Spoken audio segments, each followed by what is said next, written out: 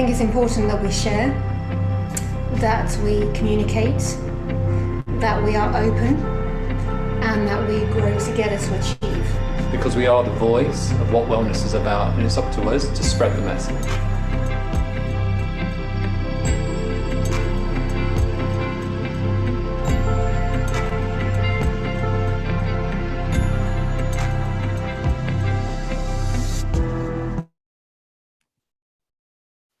Good afternoon, everybody, and good morning to those from North and South America.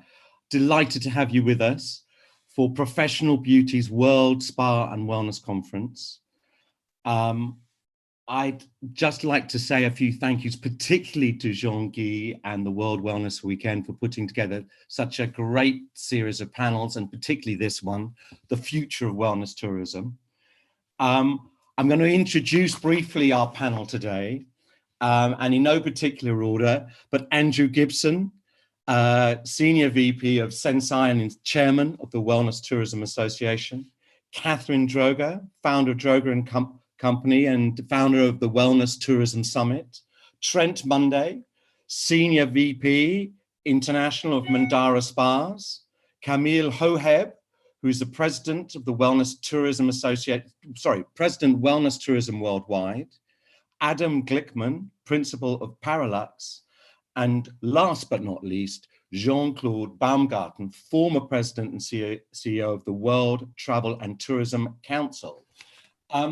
As you can see and hear, an international panel, ladies and gentlemen.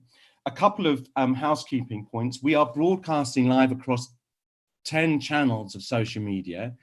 If you're looking at us on social media, welcome. But if you want to join the panel, click on professionalbeauty.uk, follow the link, and you'll be able to join live on Zoom. Time permitting, we will be taking your questions on Zoom. So do post them on the Q&A there, and Jean-Guy and I will post them to the panel.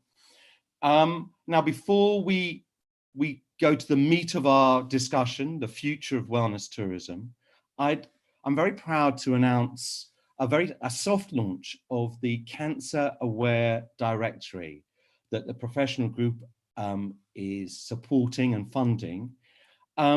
Last year, through our conferences around the world, in fact, almost to the day, we were discussing in Thailand in our Phuket conference how spas can better treat people with cancer or been touched by cancer. And we had a panel there, and Julie Bach from Wellness for Cancer said, look, I want to start this directory. Who will fund us? Who will support us? And I stupidly, or perhaps not so stupidly, stuck up my hand. And it's taken a bit longer, but Julie's been the driving force of this. I want to stress, though, that she's incorporated, and we've incorporated, every other organization and provider, including people like Christine Clinton and many others. And I'm going to hand over to Julie Bach, who's going to explain a little bit more about CancerAwareDirectory.com as a resource to reach out, so that if you've been touched by cancer or know somebody who's been touched by cancer, you can be looked after by our industry in an appropriate manner. Over to you, Julie. Thank you very much. And again, this was driven by the audience at Professional Beauty in Thailand. So it's something that Mark has graciously stood up to support. And you should be able to see my screen, correct? So what we have done is the last year we've storyboarded, and now we're in beta version for the first standalone global cancer aware directory of businesses and practitioners globally. Right now, our industry has really stood up for COVID, providing social impact in many ways. And this is another way that we can start preparing for when we reopen. So right now, it's just inward facing, no outward facing at all.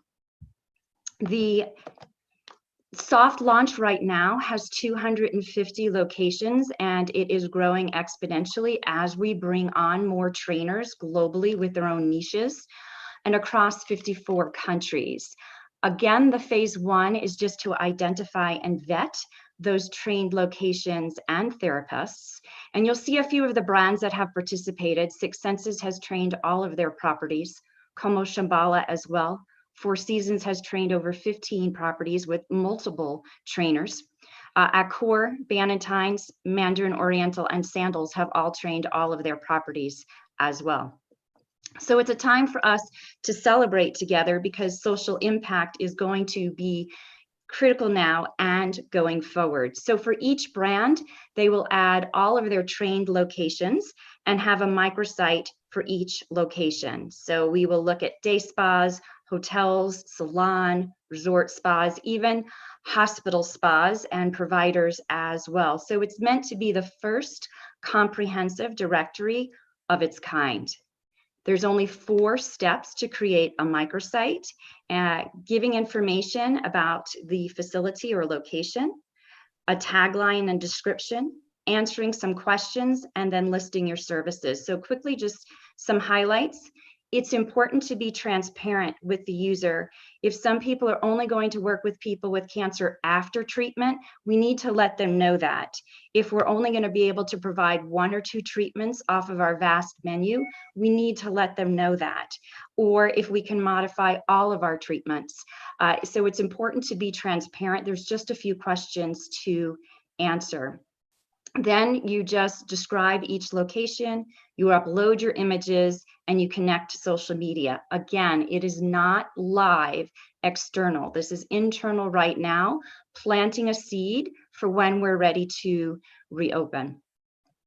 Upload your spa service menu, and then to identify the services that your center or locations are trained to work with people with cancer. And as you can see, as I said, this is the most comprehensive directory there is. So if you look at this property with Six Senses in Thailand, health coaching, massage, facials, manicures. We even trained with yoga and meditation. So it's a conglomeration of many different kinds of trainers globally, which is why we have this robustness. And please remember that enduring companies during this time are going to be more human focused and focused on well-being.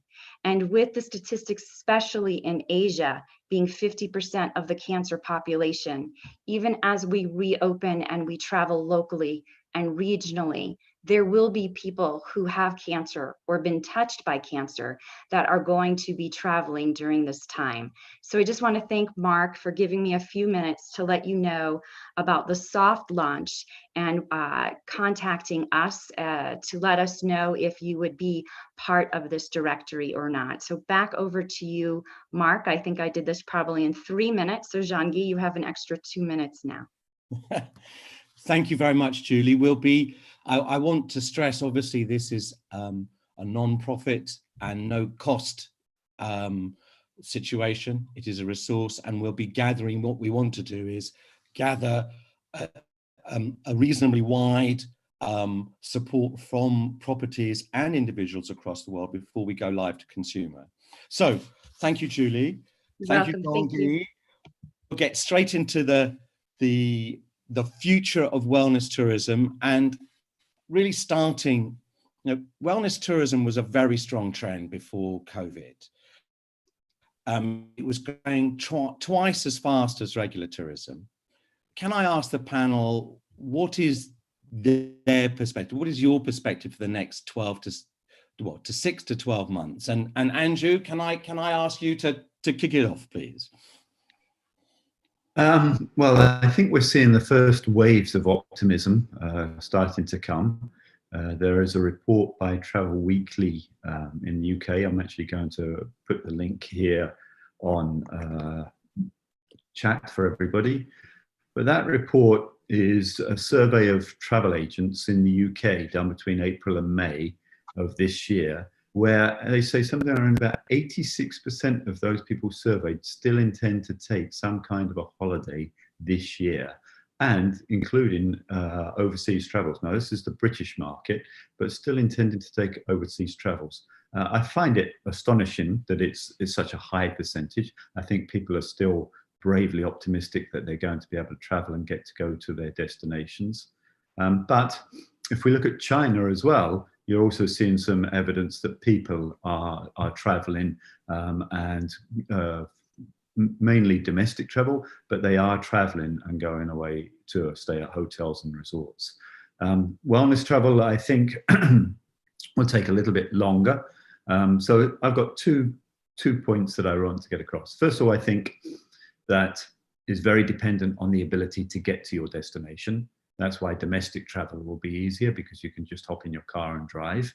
But the airlines are showing signs of recovery.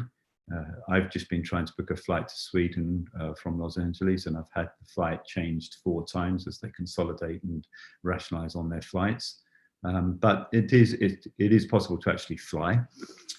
So I think the Southern Hemisphere, because if we miss the summer this year, and we're absolutely at a critical point right now, if we miss the summer in the Northern Hemisphere and we don't get people to be able to go on holiday because it's not yet open, then I think the first recovery will be in the Southern Hemisphere, Southeast Asia, and that will be over the Q3, Q4 of this year.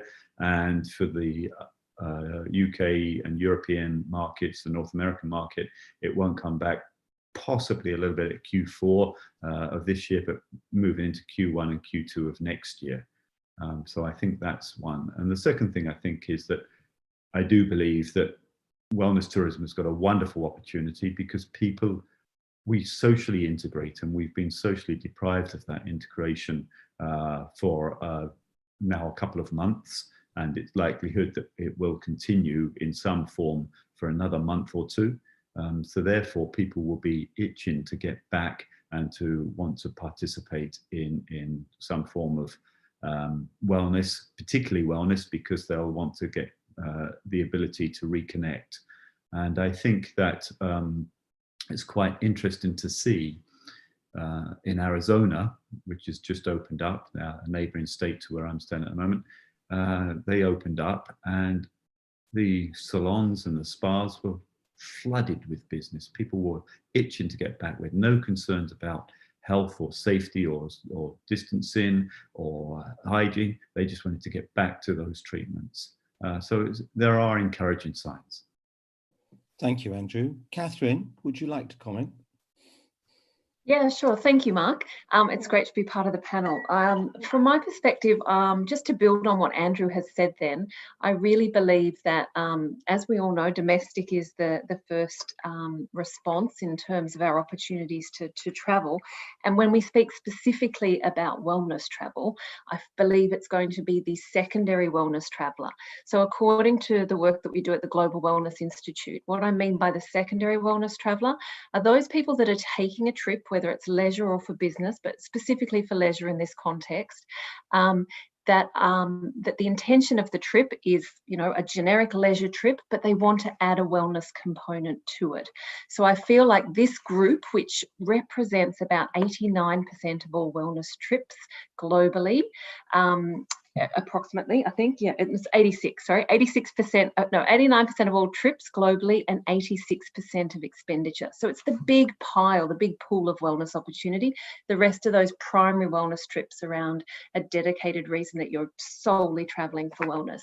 So I feel that that's really going to be the opportunity that unfolds as our first area for the globe, and I think that's our area around, as Andrew said, nature is a foundation for that.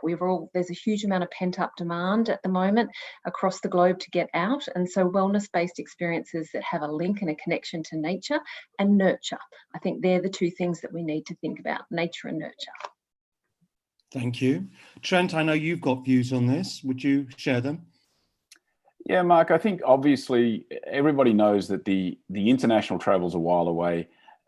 It's obviously domestic first, and in some countries, interstate travel is still not even allowed. So I think the interstate travel comes first, then it obviously becomes domestic within the same country.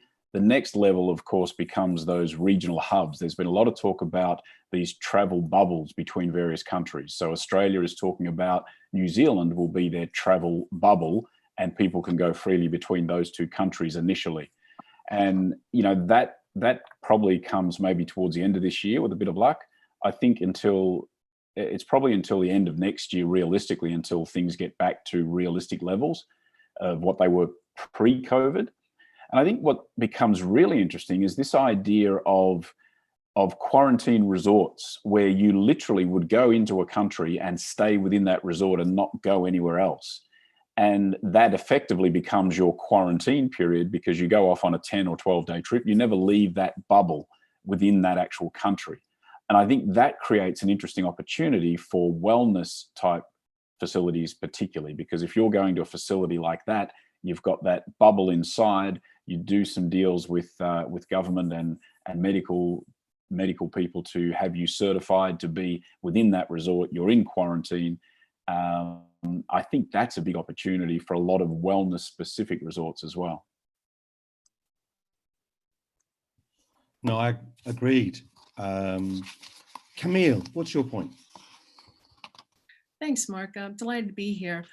You know, I think as safety, the perceptions of safety improve, more people will be participating in activities like travel. And as Andrew and Catherine had mentioned, the itch to get out, certainly I think it's safe to say people want to celebrate, they want to reconnect, they want to experience something new, they want to reinvest in themselves, they want to create memories. And that's why wellness travel will bounce back. Tourism in general will bounce back. There's going to be people that stay close to home, but there is going to be a sliver, some small percentage of wellness adventure travelers who are going to, be ready to take a trip. Mostly probably more millennials than baby boomers. And as far as distance, tacking on to what Trent said, it is going to be more, I think we're going to see more local travel eventually as things open up, more regional and then short haul. But I think cruise lines are going to have a tough time coming back. Airlines are going to have a tough time coming back. And one of the things that I thought was really interesting was I saw that Insure My Trip travel insurance has skyrocketed, something like an increase of 200%, the highest increase over their 20 years. And they're expecting that 30% of travelers will purchase travel insurance, especially the cover for all reasons clause. I think that's really interesting. I think lastly, the stress of self-quarantine is a great reason for people to get out and travel, especially in groups, girls' getaways, family travel, intergenerational travel. And I think solo travelers will also want to get out. They'll want to get out in nature. They'll want to get back to fitness trips. Those are some of my perceptions. Thank you. Adam?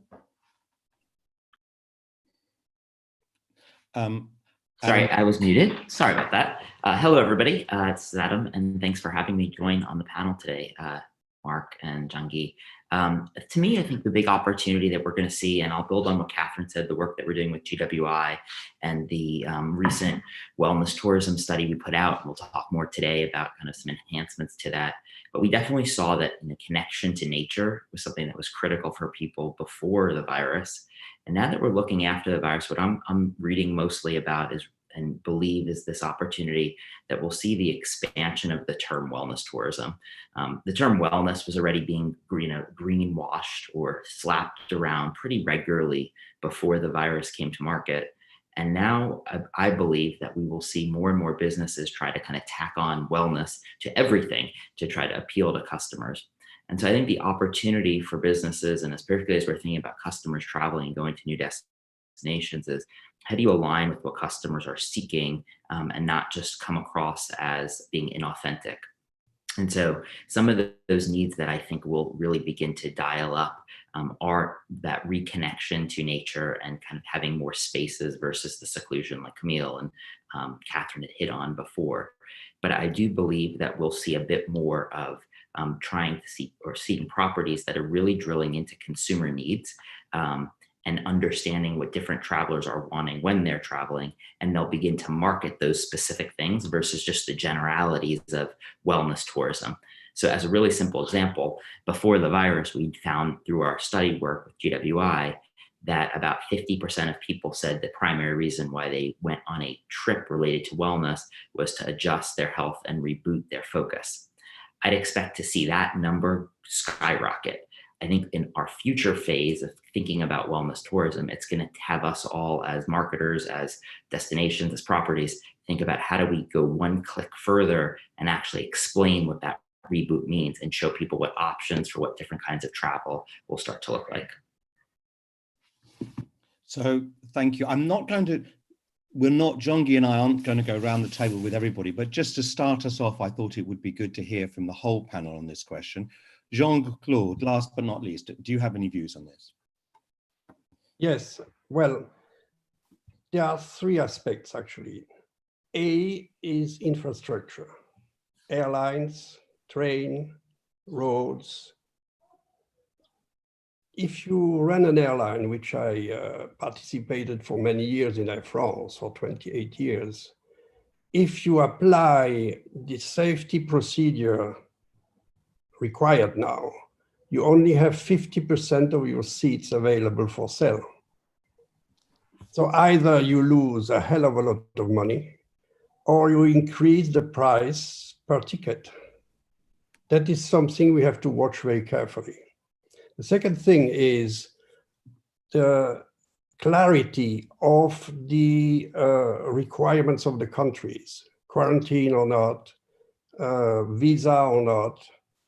So that will, in my point of view, and I am on a couple of working panels looking at that, will lead the people, the travelers, to travel domestically. We can see in the first approach, this year will be mainly touristic. The international travel will only go to countries which have a good or better record how they handle the COVID. Now look at the statistics nowadays. You can see that countries like the US, for example, has not such a good record and people will not go there. Our customers will be very, very careful.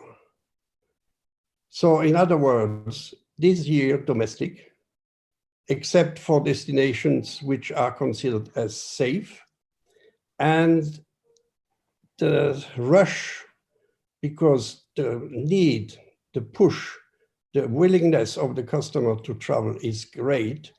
It will only be open when those first requirements on the long haul will be solved. How can the airlines be profitable with a 50% load factor? Just to let you know, Air France got 7 billion euros from the French government as a loan. American Airlines, United Airlines will get hell of a lot of money from the central government, which is quite new in the United States. We have to be very careful and watch that. So my point is that the trend, the willingness to travel is here. It will be domestic in the next couple of months, and slowly the international traffic will start next year. Thank you. Thank you, Jean-Claude. Over to you, Jean-Guy. Thank you, Jean-Claude. Catherine, I'd like to give you this first question, because we've seen in the past few weeks a lot of big companies completely canceling their business travel budgets, and senior executives are not allowed now to travel on their business travel budget. How are business hotels coping with all their conference rooms, convention centers? Yeah, this area is like leisure travel, business travel and corporate events have been completely decimated. So, you know, we're going back to ground zero in this space. And, you know, the challenge is, you know, for them to start planning for the return. Australia, if I speak to it specifically a little bit about what's happening in Australia and like many countries, the government is looking at like a 3-step framework for COVID safe relief for the entire business groups. And so what that means is that individual organisations need to look at their COVID safe plan for reopening and reoperating. And from a kind of domestic, from a business events perspective, obviously domestic business events and business corporate travel will return first. I know we're quite used to working now online in this online space, and so some of that will continue, but I do believe that corporate travel and business events will return in some form. And so while everyone is making these new COVID safe plans, I was actually speaking to SG Clean this week. So SG Clean are a fantastic partnership between the Singapore Tourism Board and their hotels, their restaurants, etc. And it was led by KPMG that were part of the partnership around that. And these guys are looking at very practical implementational tools for the country to reopen and reoperate. So I think they have great learnings from SARS and things like that. So what I think is interesting, if we bring this back to the wellness concept and the wellness kind of anchor in this discussion, is that we did some research on, the wellness travel market from a business perspective, and we asked the question around what business business travelers are prepared to pay for a wellness accommodation that meets their wellness experiences. So really, is this of value? And this was pre-COVID. And what we were really excited about was 40% of business travelers said they were prepared to pay a premium for accommodation that could meet their wellness needs. Now, that's a pretty significant number pre-COVID. And what was interesting, that 44% of those people were prepared to pay more than 10%.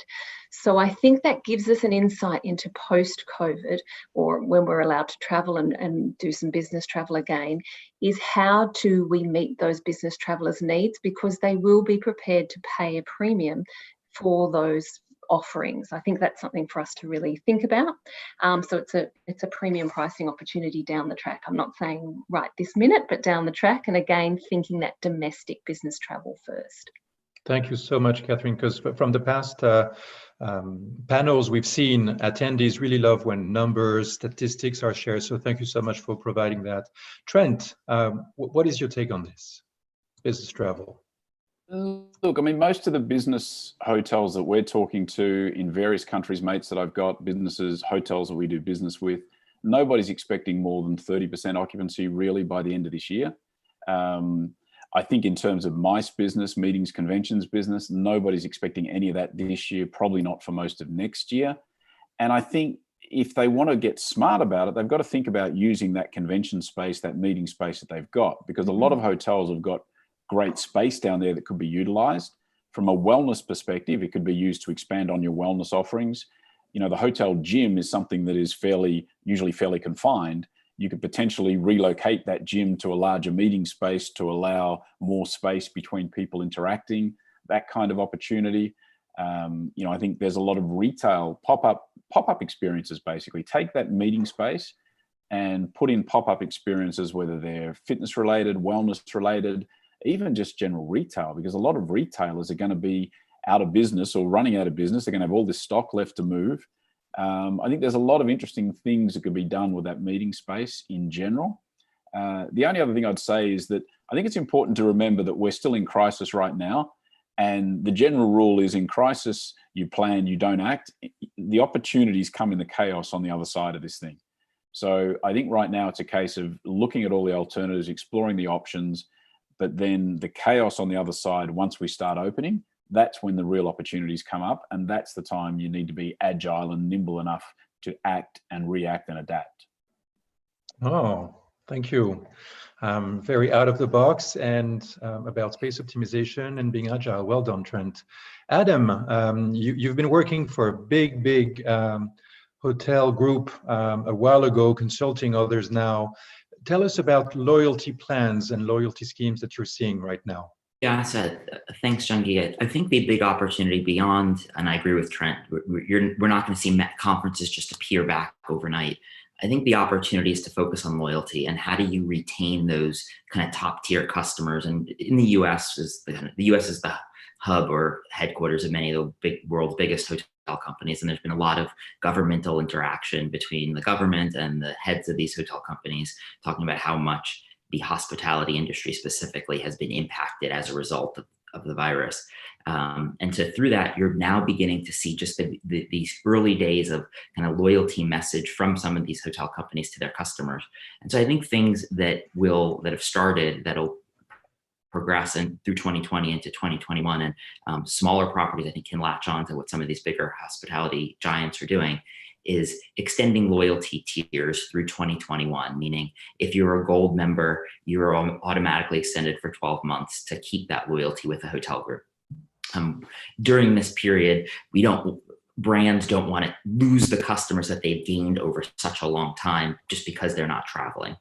Continuing engagement paths where brands are sharing kind of tips and tricks and ideas from the things that they would do in their properties had customers been there with them, that they can potentially do at home. So something as simple as food and beverage ideas, drink ideas from kind of VIP bartenders at certain brands to, again, continue that engagement. So I think loyalty is one, that kind of direct customer engagement is another thing that we're beginning to see. And the third area that I think will impact both small business travel and leisure travel is we're beginning to see some of the hospitality companies put special offers out for prepaid gift cards to basically incentivize you to build a stronger connection with that company and have basically cash in the bank for future travel.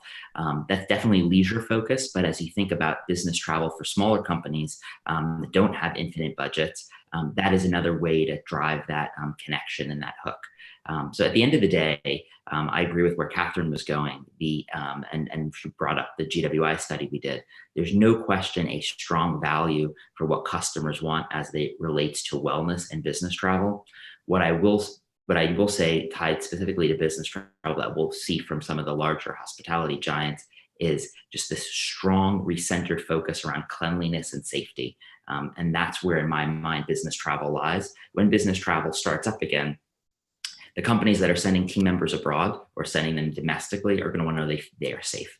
And one of the values that larger organizations can put out are major partnerships talking about cleanliness and protocol and process, similar to what Singapore as a kind of a destination itself is doing. So I think we'll definitely see more of that. And there's an opportunity for smaller destinations or smaller properties that are not part of a big parent umbrella to put their own consistent platforms in place to kind of attract customers and bring that safety element to life the same way the big guys are. Thank you, Adam.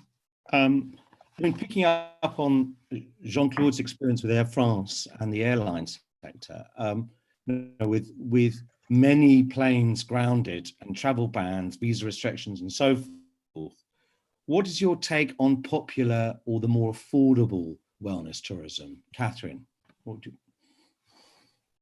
I guess from my perspective is that wellness travel and wellness tourism is for everyone. As an industry, we traditionally have always thought about the premium space being, the main game, the higher yield, the immersive retreats, we talk about that.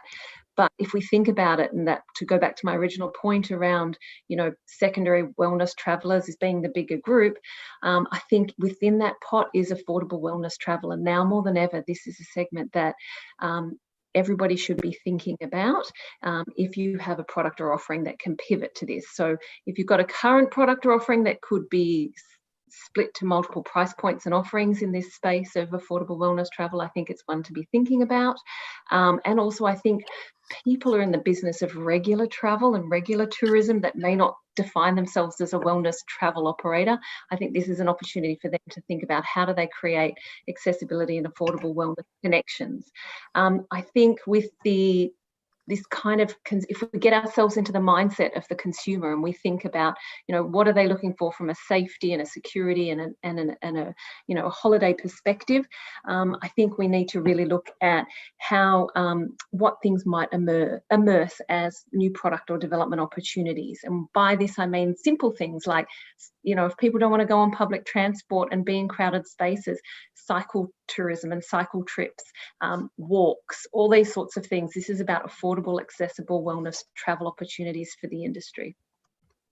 Thank you. Adam, back to you. I'll just build on where Catherine was going. And to me, we said earlier in the panel, this idea of the drive-to market, particularly for countries like the US or Canada, where there is a massive space, or Central Europe, where there are massive spaces you can connect to when borders are open, that the drive-to market in the lower price point is definitely a big opportunity. As people feel a little bit more comfortable getting out of their immediate home, they're looking for escapes. And so one area that can apply to, particularly as we're thinking about wellness travel, is destinations or properties, or even small community rentals like Airbnbs or VRBOs that are marketing themselves around different attributes that line up to the travel needs of customers. And so I'll kind of go back to what we talked about earlier, this idea that the definition of wellness tourism is absolutely expanding, and that we can't just focus on, the traditional key modalities or treatments that people are seeking out, but use this as a marketing opportunity to say, how do we leverage wellness related opportunities in nature, outdoors, through cycling tours, through walking trips, to connect with customers and bring them into properties that may not have otherwise thought of a smaller property or a very regional property as a wellness destination. But in reality, it's a great escape for a customer that lives in a market and is, cooped up in their condo, or has been cooped up in their, large city home for a really long time. So I would say for me, the opportunity is definitely thinking about drive-to markets, and as branders or marketers and businesses, really turning upside down who we would have expected our core customer to be. So if you're a mid-priced property in a kind of regional market that's 3 or 4 hour drive from a major market like a New York or a Chicago, how do you go win those customers that may have flown around the world or flown to a destination in the Caribbean or Mexico and aren't comfortable doing that, and now market yourself as a great solution for them? So to me, the opportunity here of thinking about this kind of mid-priced wellness tourism path is expanding your customer marketing plan and really understanding who is your new customer, not just being caught up in, these were my customers of the past, so I'm going to go get those exact same customers in the future. And what you're saying specifically is local, isn't it? Drive to. Yeah, absolutely. It's at least at the starting point, it's trying to address who's your close drive to, or even into the next step when people are more comfortable flying, close fly to with, single point of, flight connections that are easy access. And who is that customer? Thank you. I'm going to take a question from one of our visitors, if you like, and forgive me if I pronounce your name wrong, Didier Levoix. Didier wants to ask, how do you see the loss of money from most people on the planet and the impact on prices of hotels and resort stays? So that impact on cost by the financial hit many of us are taking. Andrew or Trent, which one of you wants to go first on that? I'm happy to have a stab at that because that's a very interesting question. And I look at an example of what happened in Las Vegas in 2008 and 2009 when the financial crash really hit that city very hard. There are two strategies to this, Didier. And there's the one strategy where you hold your price and you're prepared to therefore sacrifice the occupancy and keep your price. And then there's the other strategy where you actually drop your price and hope you'll pick up the volume. And I favor the former, where you actually hold your price and are prepared to not have such a good occupancy. And the reason for that is because you've got to place a value on your business. And if you are discounting, you're saying that the value of your business is no longer there and you're offering a much cheaper option. And it becomes very difficult to then get back the same customer, the high class customer, because you have a different category of customer that will go for the discount or the dropped price. So I think you have to, I'm in favor of keeping your price. Obviously, cash considerations come into that, but you'll find most of the luxury hotels will tend to work on, whereas the more budget hotels will probably work on the strategy of cutting costs. I don't believe in cutting costs. I'm a very front of house person that believes that revenues are infinite, costs are finite, and they can only be cut so far, and then you start to lose the entire quality of what you're doing. Trent? Trent, do you have any thoughts on that? Yeah, I wouldn't disagree with anything Andrew said. I mean, look, personally, I think the line between the haves and the have-nots is going to be even more defined on the back of this. I think those people with money who've kept jobs, they're still going to spend, and they're still going to spend at the same price. So to discount substantially, I think, is short-sighted. I do think that mid-market segment is in serious danger. I think the low level, it's always, being in the messy middle is always a challenge. There's a lot of hotels in this part of the world, in Malaysia, that have already announced they're not opening. I think I've heard of about 10 hotels already that have said they will not reopen on the back of this. We were shut down seriously for 47 days, like a pretty hard lockdown. And still, of course, there's not a lot going on here. So, there will be a lot of hotels go by the wayside. There's a lot of opportunities there for investors to want to pick up the properties. And then there's interesting opportunities, I think, to think about what we're going to use those spaces for. But, I think to Andrew's point, cutting costs is a slippery slope. It doesn't matter what price you put something. If people don't feel that level of trust and that level of safety and security, they're not going anyway.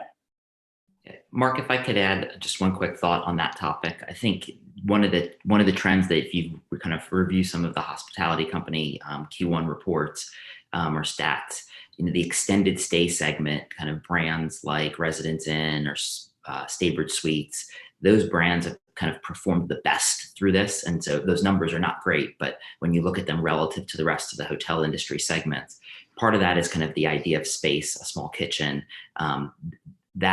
That concept lines up to the term value. And when I think about pricing, to me, there's obviously the opportunity at kind of the high-end luxury market. And I totally agree with Andrew. Don't just drop your price to try to win people that don't exist. They're not going to travel till they're comfortable.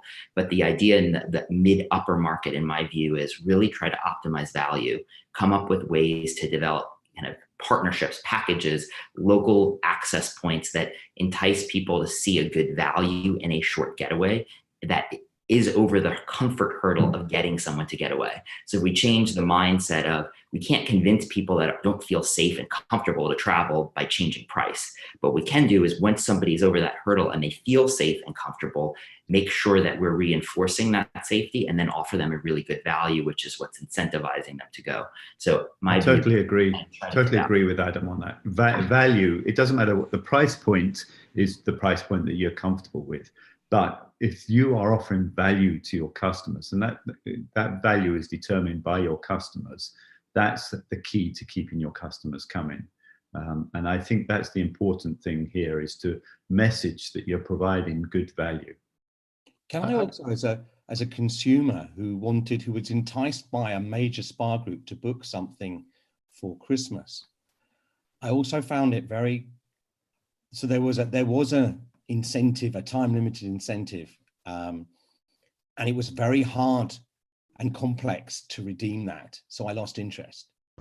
So I think let's keep it. So they didn't offer you value. Well, you lost the value. You lost the value proposition of that. Exactly, and I was up for doing it. Transparency is such a critical word, and it gets defined differently or kind of interpreted differently across languages and regions. But that idea of, here, I have a great deal for you, but I'm going to put in all these layers and complexity so you can never use it, that doesn't build loyal customers. Very clear and honest transparency, especially now when people are so concerned on so many things and stress is higher than it's been. That idea of transparency lines up exactly with value. So Mark, you could do a whole session just purely on this, because it's so controversial and so many people have so many different opinions. I'd love to get into that one. What, the transparency? No, the value of discounting versus pricing. Well, yeah. Absolutely. Everybody has an opinion on that. Well, interestingly, I chaired a salon group yesterday from Ireland, and they all want to put the prices up because of the increased costs they're going to face. Jean-Claude, go ahead, and then I'll move on to the next question when you're also included. Go ahead. Thank you very much. The issue here is, I think you're right. You have to keep the value. I'm on board of 2 or 3 major companies. And what they do now, each of them, is to focus on their loyal customers and give them a fantastic value for their price. However, the fear in all of them is that somebody will cut the prices among them. So what we have said here is true, that's logical, but the market sometimes is illogical. Jean-Claude, I'd like to get back for a second to something that Andrew said about value, but also about values and the necessity to have good storytelling. You're the chairman of the Wellness Tourism Association, and a few weeks ago you hosted a very interesting webinar that I was lucky to participate in, and Professor Terry Stevens was there, and he was talking about how destination marketing was evolving into competent destination management, and how not just resorts, but cities, local communities, if they want to attract new clients, they have to focus on travel for what? Travel, okay, but travel for what? And travel why? And those destinations would need to be admired by the public so that they would vote with their money to go there and to support the local community.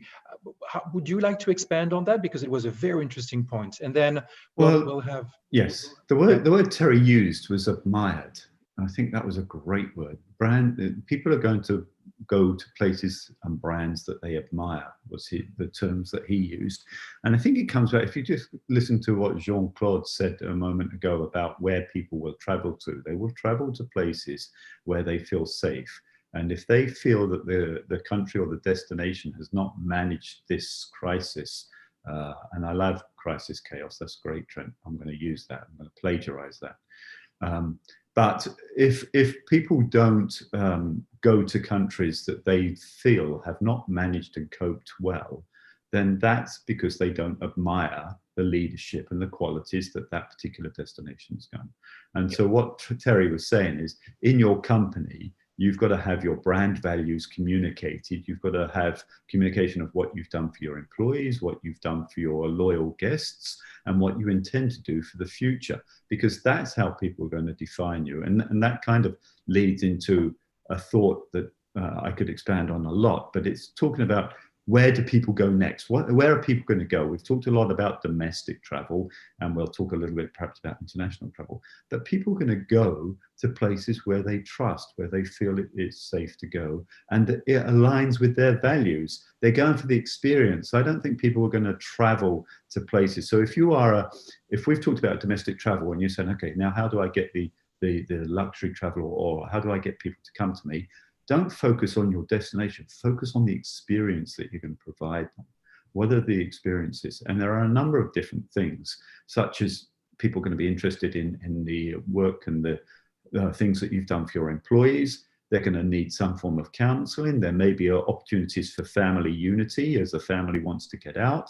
There are a lot of things on trust and reliability. And I think those are the things that you're going to communicate to people and say, we care. We care, and we care about our employees, we care about the environment, we care about the community, and we care about our loyal guests. And that's what will bring people to. Yeah, thank you. Quickly, Camille, I'd like you to mention an example that you brought it as we were preparing, about a property that Andrew knows really well, the Fairmont Scottsdale Princess, and something that they do, weaving corporate social responsibility with a wow effect. Can you expand on that? And then we'll hear it from Trent and Jean-Claude. Sure, I'd be happy to. So I thought it was really interesting because they are offering these movies on big screens. So basically the local residents can come and watch a movie from the comfort and the safety of their car.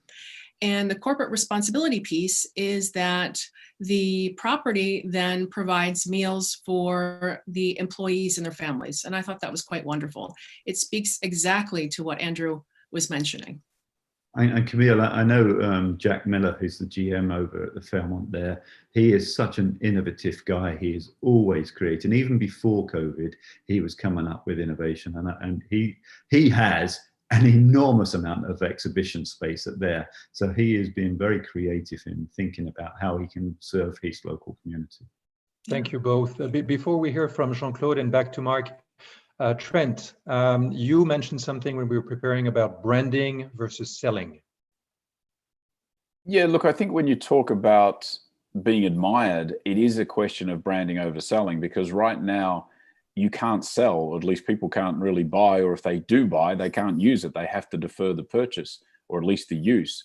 So I think right now, working on being admired, doing the right thing in the community, amongst your people, amongst your staff, amongst your guests, that's just smart strategy right now, because it's about building brand, and brand is what matters, I think, in the chaos. I mean, I think that's the time when you go into sales mode once the chaos starts. But right now you build the brand, and being admired is all about building brand, in my opinion. Thank you. Jean-Claude, Yeah. just a few words about this. Just to enhance what was just said, the customer, loyal customers are, like everybody, stressed, are insecure. So what you have to do, and a lot of companies I know now are trying to give a sense of serenity in the product. No rush, no growth talk, serenity. You're comfortable, you're home, we treat you as a friend.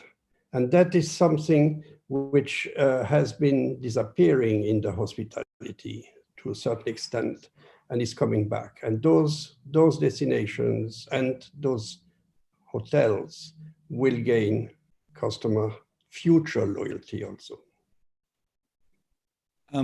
Thank you, Jean-Claude. I'm going to stick with you, actually, because, I want to go forward to reopening.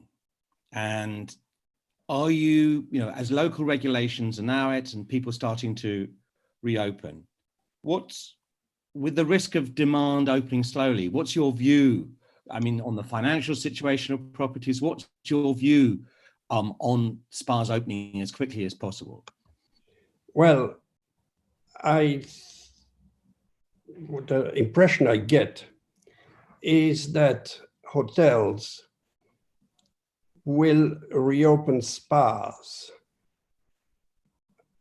in 2 or 3 months.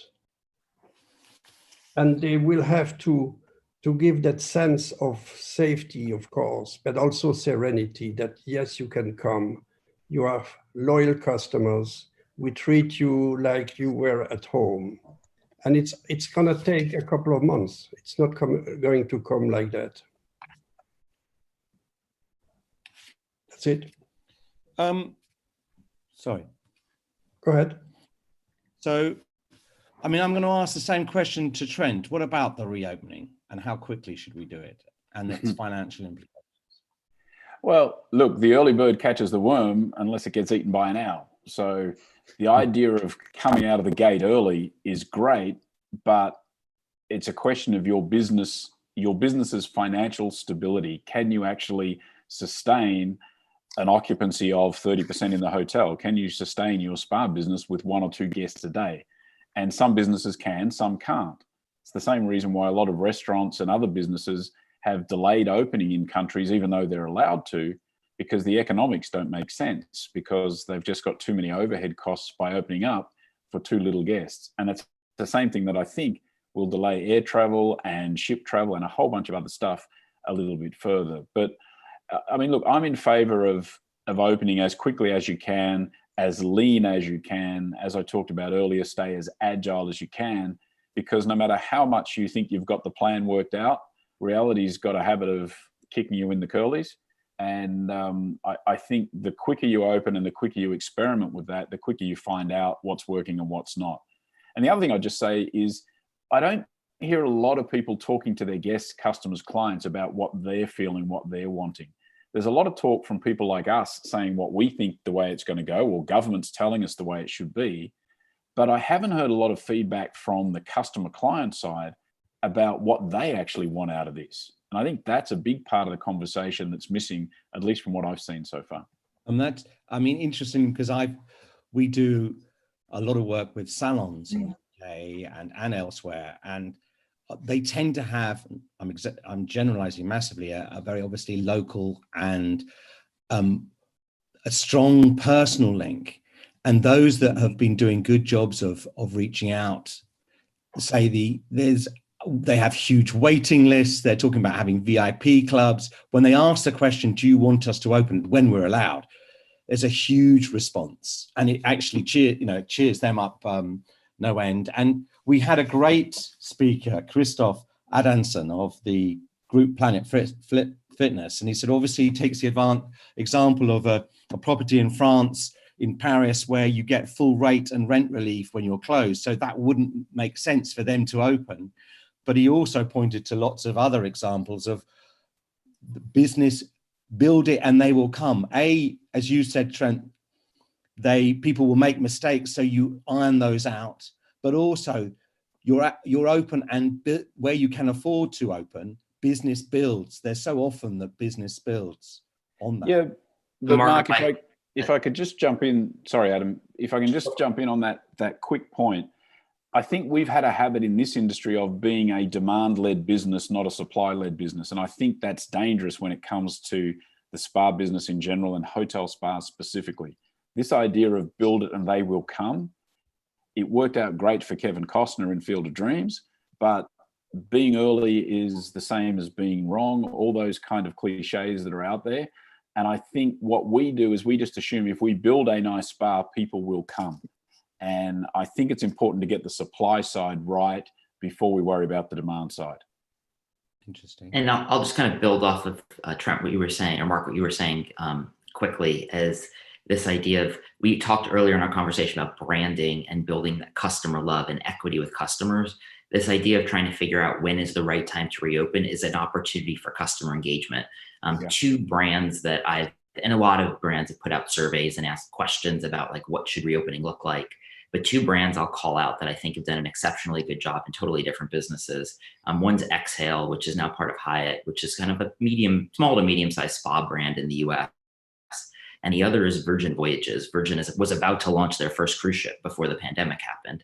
And both of those brands put out surveys to customers that were very engaging, very on brand in their tone of voice. Really, at the end of the day, it was a piece to build customer connection and love with their customers. It did ask those critical questions, and my advice would be to others, if you're going to, as you're trying to talk to your customers, be very transparent. And how do you try to communicate in your brand voice to build that marketing love over time? Assuming you do reopen one day, you want to build a stronger connection and use these kind of questioning opportunities as a mechanism to do that. Yeah, I'd like to tag on to what Adam was saying about consistent messaging and branding and engagement. And what I've been seeing is that there are destination marketers that are taking the time to prepare for recovery using multi-channel marketing campaigns, so they stay top of mind. And one of the things that I found really interesting in some recent research from the World Food Travel Association is the fact that the words local and authentic no longer resonate with travelers. I thought that was really interesting, because then what do you do with content delivery? And the answer is, you put the spotlight on the product and the person. And I saw a great example of that actually the other day on YouTube. It was actually on Facebook. It was the Six Senses Bhutan, and they had a training manager who was teaching this really beautiful mantra about compassion and benefiting the universe. And something like that, where it's intimate, you're addressing the stress of today, the stress of self-quarantine. You have a trainer who is in a beautiful area. That is something I think that talks and speaks to connection. So I just wanted to throw that in as an example. Thank you. Andrew, I know you've got thoughts on this. Yeah, first of all, I would just recommend everybody that's listening or watching on this to click on their chat at the bottom of the Zoom and read all of the comments and things there. There's some great information flowing on that side. So there's a whole side issue going on there, which is really good. The second thing I would say is that there's a whole load of surveys going out, and they really are getting to the heart of it. We need data to inform us. Catherine's just put one on the chat channel. The Wellness Tourism Association also has a survey that is being out to everybody in the industry. That's through Laszlo in Budapest. So please participate in those. I think we're going to have I'm very much in favor of planned and a coordinated approach of to the relaxation of social restrictions. You can't expect it, oh, everything's just going to restore to normal and it'll all be back to normal. The travel industry has many companies that are totally dependent on each other. So there's little point in opening up your resort if the public simply can't get there because the airlines aren't operating to capacity. So in summary, because again, we've got so many different things to cover, I think that we'll reopen with marginal occupancies initially. And in general, I think wise staffing, promotion of services, sufficient cash backup are going to be absolute critical for many months after opening. And I think you have to take those into consideration. And as I just said earlier, focus on the experience you're providing, focus on that experience for the guests, because that is what's going to drive them to come to you. Try to understand what your guests and what they're coming for. I don't believe it's necessarily the destination anymore, it's more the experience. Thank you, Andrew. We are something like 15 minutes away from the end of the session, absolute maximum. If you are listening to this session from any of your platforms, Facebook, LinkedIn, Instagram, know that if you go to the website of professionalbeauty.co.uk or any Facebook page of your local professional beauty in the GCC, South Africa, India, or UK, you can see the link on registering, and then you'll have access to the fantastic conversation, links, advice in the chat box of that Zoom. So registration is absolutely free. It would be a pity for you to miss that part. With the few minutes remaining, Mark started saying that wellness tourism had been a very strong trend before COVID-19. Don't you think, and this is a question for all of you, and maybe we'll start with Trent and then Adam, who I know has a big opinion on this. What about the wellness bashing that we could have soon with everyone saying, sure, we're wellness. I mean, of course, physical wellness, of course, mental wellness. And there was a time everyone wanted to be spa and wellness, and we saw the result of that. Won't we have even more wellness bashing? Trent first, Adam, and then it's open. Yeah, I think we will. And I think that's one of the biggest challenges that we've got as an industry. It's one of the biggest challenges we faced, I think, as a spa industry. I think there was a certain opaqueness to what we did. And for many of us, for many of them, not us, for many people out there, I think that's probably still true. You know, it's a bit of a Wizard of Oz scenario where behind the curtain at the end, there's this big voice echoing, but it's just some little fat bald guy with a microphone or the megaphone. You know, I think wellness washing is a real issue. I think there's a certain amount of what's going to happen is hotel GMs are going to run to the shiny new thing again, just like they did with spas 25 years ago. They needed a USP. They wanted something different. We presented them with the hotel spa. They loved it. And we went on an absolute tear for a good sort of 5-10 years. I think the same thing is going to happen with wellness. It was already happening, but I think what delayed it perhaps was a lack of understanding. The number of conversations I've had with GMs over the years, I want wellness in my hotel. Great. What exactly did you want? You know, wellness. What, you know, like yoga, I don't know.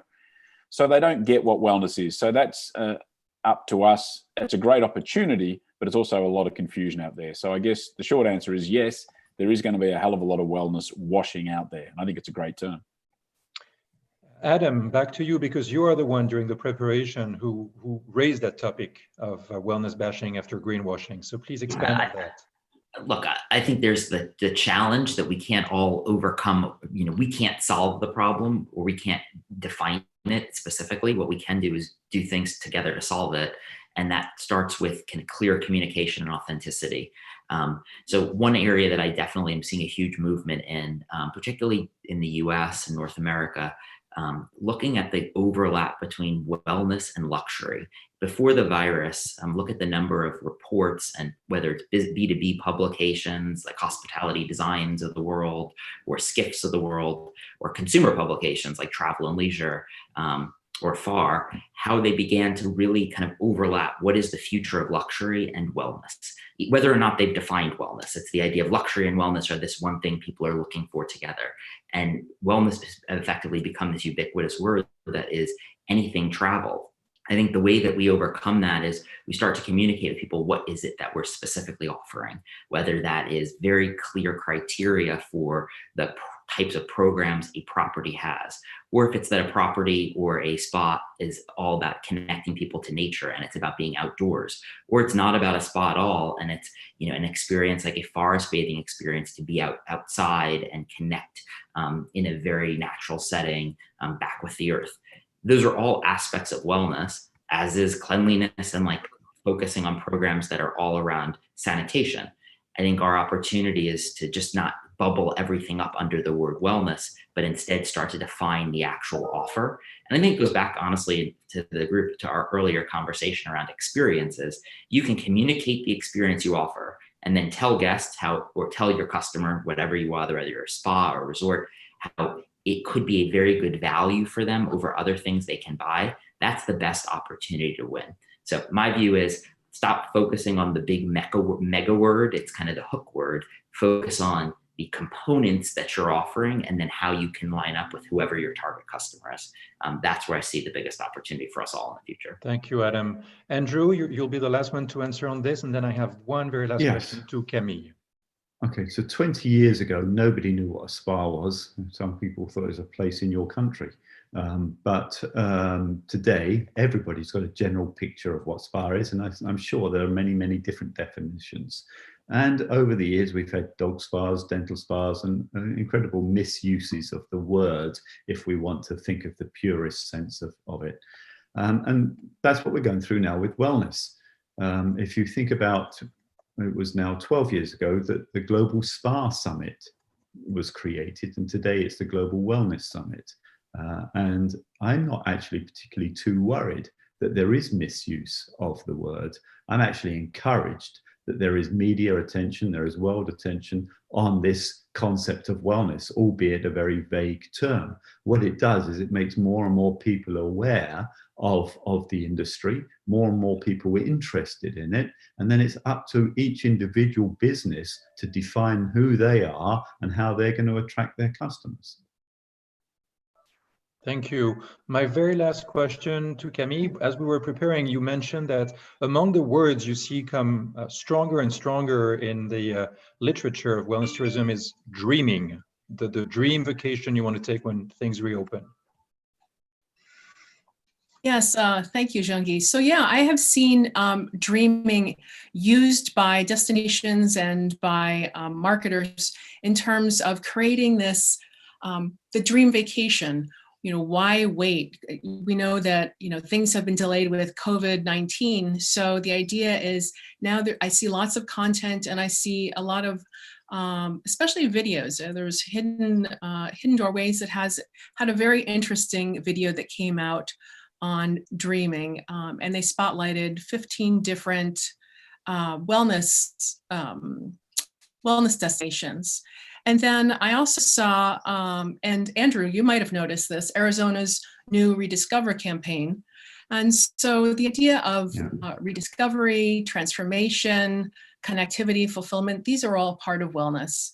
And their campaign was very interesting in that it focuses on natural beauty and a sense of a wonderment and reconnection. Of course, it starts locally with the Arizona residents starting to explore what's in their neighborhood, and then they're planning to expand it to the Drive Market for neighboring states, and then eventually to short haul. I also found interesting in terms of destination marketing, I saw that the German National Tourist Board had Discover Germany from Home, and I thought that was interesting because they're using in their hashtag, so it's hashtag Discover Germany from Home. In their marketing campaign, they're using existing hashtags like stay safe, hashtag stay at home, hashtag travel tomorrow. And all of these types of contents are whetting our appetite for traveling. And I think that's good. I think also that, again, to go back to, and I just want to address, because I didn't have the opportunity to kind of pitch in with Adam's comment about broadening the definition of wellness travel. And I think this is really important. So I think the prevailing understanding is it's traveling to improve your health in mind, body, and spirit. And I think that's a great start. I also think it's really important that we look at the psychological profile of wellness travelers. I just talked about discovery, connection, fulfillment, and transformation. And this is really important in terms of the customer journey. And then there's a third component, which is positive engagement with people, cultures, and nature. And again, Adam had talked about the importance of nature. Andrew had talked about, branding and connecting with others.